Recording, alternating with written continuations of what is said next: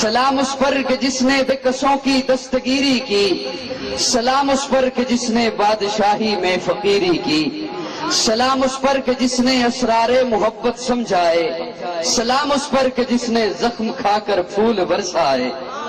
سلام اس پر کہ دشمن کو حیات جاویداں دے دی، سلام اس پر کہ ابو سفیان کو جس نے امان دے دی، سلام اس پر کہ خون کے پیاسوں کو قبائیں دی، سلام اس پر کہ جس نے گالیاں سن کر دعائیں دی، سلام اس پر وطن کے لوگ جس کو تنگ کرتے تھے، سلام اس پر کہ گھر والے بھی جس سے جنگ کرتے تھے، سلام اس پر کہ جس کے گھر میں چاندی تھی نہ سونا تھا، سلام اس پر کہ ٹوٹا بوریا جس کا بچھونا تھا، سلام اس پر جو سچائی کی خاطر دکھ اٹھاتا تھا، سلام اس پر جو بھوکا رہ کے اوروں کو کھلاتا تھا، سلام اس پر جو سچائی کی خاطر دکھ اٹھاتا تھا، سلام اس پر جو بھوکا رہ کے اوروں کو کھلاتا تھا، سلام اس پر جو امت کے لیے راتوں کو روتا تھا، سلام اس پر جو امت کے لیے راتوں کو روتا تھا، سلام اس پر جو فرش خاک پر جاڑے میں سوتا تھا،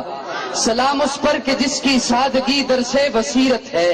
سلام اس پر کہ جس کی ذات فخر آدمیت ہے، سلام اس پر کہ مشکیں کھول دی جس نے اسیروں کی،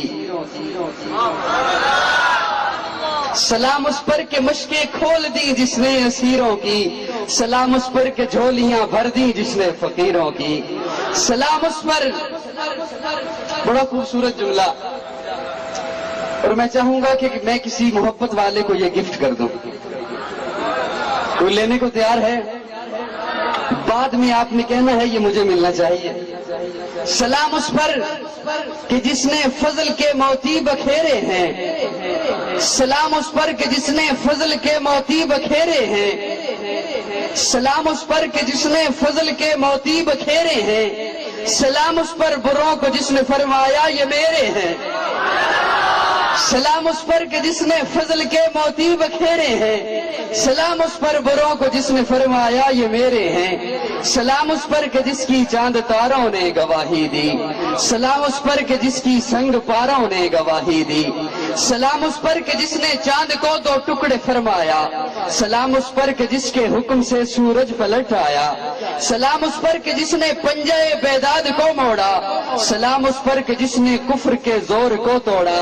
سلام اس پر کہ ساکن کر دیا طوفان کی موجوں کو، سلام اس پر کہ جس نے شکست دی باطل کی فوجوں کو، سلام اس پر کہ جس نے زمانے کی فضا بدل ڈالی، سلام اس پر کہ جس نے کفر کی قوت کچل ڈالی، سلام اس پر کہ جس کے نام لیوا ہر زمانے میں بڑھا دیتے ہیں ٹکڑا سرفروشی کے فسانے میں، سلام اس پر